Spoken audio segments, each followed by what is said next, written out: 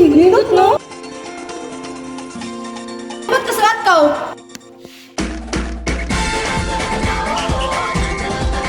Hello mga ka-Adrian! Welcome sa ating special edition para sa buwan ng wika. Andito pala tayo ngayon sa Paaralan ng Maria Cristina Physical at Cultural High. Ako pala si Carlene Marcas mula sa Baitang 12. Magandang araw mga ka-Adrian! Ako nga din pala si Regine Santiago, galing din Baitang 12. Sa vlog na ito, tatalakayin natin ang kahalagahan ng ating wika. Alamin at tuklasin ang mundo ng wika. Dito sa Pilipinas, meron tayong iba't ibang klase ng pamumuhay, tribu at wika na ginagamit. Ang pambansang wika ng ating talagang ginagamit ay Filipino hanggang sa ngayon. Alam niyo ba tuwing Agosto, ipinagdiriwang ang wikang pambansa? Ang tema ngayong taon na ito, 2024 na magatang wikang mapagpalaya. Nakikiisa na rin dito ang temang katutubong wika sa pagpaunlad ng edukasyong pambansa. Ano nga ba ang katutubong wika?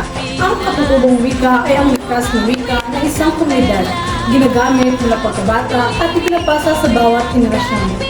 Halimbawa nito ay Tagalog, Cebuano, Ilocano at iba pa. Dito sa Pilipinas, matatagpuan mo ang iba't ibang katutubong naninira. Katulad na lamang ng Kalinga, Ifugao, Ibaloy, Ubo-Manubo, Waray, Ata, Pagubo at iba pa. Sila ang mahalagang katutubo sa ating bansa. Alam niyo ba na si Pangulong Quezon ang pumili sa wikang Filipino? Upang magkaroon ng isang wikang magbubuklod sa iba't ibang relihiyon at teknikong grupo sa Pilipinas. Ngayon, tunghayan natin ang dalawang grupo na hindi nagkakaintindihan dahil sa kanilang wika. Unang Cebu.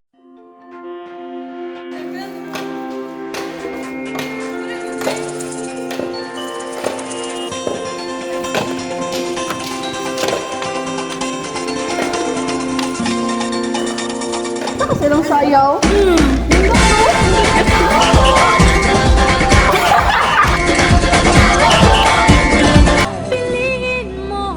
Pinanlaw suod! Yan ang law. Yes, arang bahay ba? Ano man, Pagkasulat ka ron.